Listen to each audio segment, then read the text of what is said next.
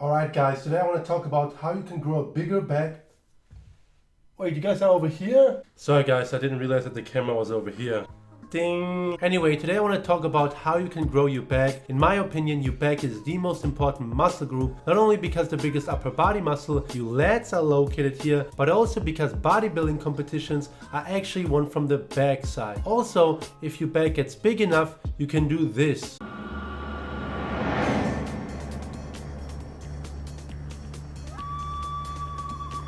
Ding! But seriously though, a lot of people struggle with building a bigger back, and that's because you can't see your back when you are working out. When you're working out your biceps or your chest, you can see it activated, but with your back, because you don't have eyes in the back of your head, you can't see it. So today I want to show you techniques and tricks and exercises I used over the years to build my back. A bigger back just makes your physique look much more masculine and is the true indicator of hard work or steroids.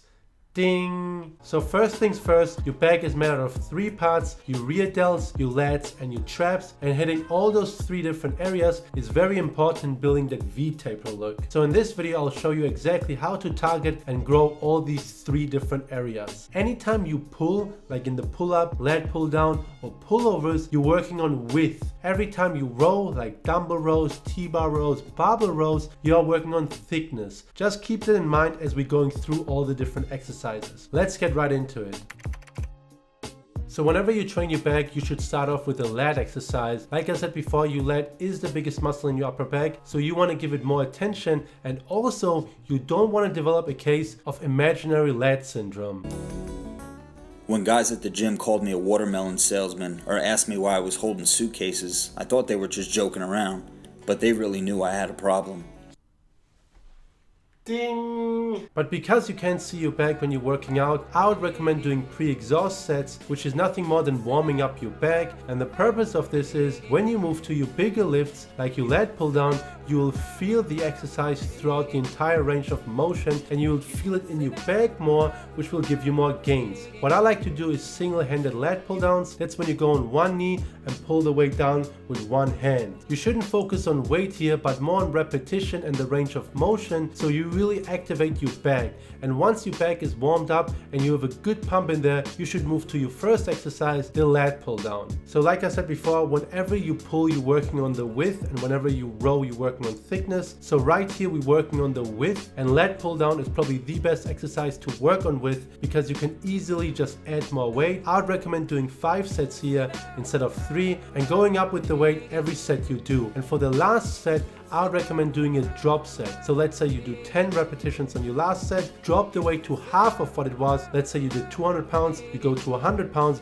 and you do another 10 sets. And also make sure you use the full range of motion. That's how your back grows. You want to go all the way up and expand your lats, and then go all the way down and squeeze your lats at the bottom. Don't ego lift and focus too much on weight. Yes, weight is important and you want to go heavier and get stronger over time, but you have to prioritize form when it comes to back exercises, because like I said many times, you can't see your back when you're working out, so it's important you use the correct form and feel the exercise in your back. So now we did 2 exercises for width, 2 pulling exercises we did, and now we're moving on to thickness, to rowing exercises. So now we're moving on to thickness or rows. Like I said many times before, anytime you row, it's the thickness of your back. That doesn't mean we're not working on our lats right now. It just means we're working more on thickness than we do the width of our back. Also, more rows equals more hoes. I didn't do it. It's still 4 to 5. Anyway, the best exercise I know to grow the thickness of your back, especially in your lower lats and your lower traps and that middle part of your back, is T-bar rows. That's when you go in a corner and set up a barbell and use a close grip. Whenever you use a close grip, it's thickness. Whenever you use a wide grip, it's width, and you start rowing. What you want to do is be as parallel to the floor with your upper body as possible and row with your elbows. What you don't want to do is move your upper body too much when you're rowing. So you want to row with your elbows, and you don't want to row with your upper body like this. Obviously, when you go heavier, you gotta use your upper body a little bit, but try to minimize that. And anytime you use free weights to row, it puts pressure on your lower lats and it makes your lower lats grow. And lower lats are super important, which is why the next exercise, the dumbbell row, is done in a way that it targets your lower lats more. So what you want to do here is row with your elbow towards your lower abdominals. That will target and activate your lower back more than anything. Your lower back is super important, especially that thickness of your lower back, because that contributes to that V-taper look. The thicker your lower lats are, the bigger your V-taper will look. So for both of these exercises, I'll do 3 sets, and if you want to, do a drop set for your last set. What's missing now is our upper traps, the thickness and the length of our upper traps, and also our rear delts.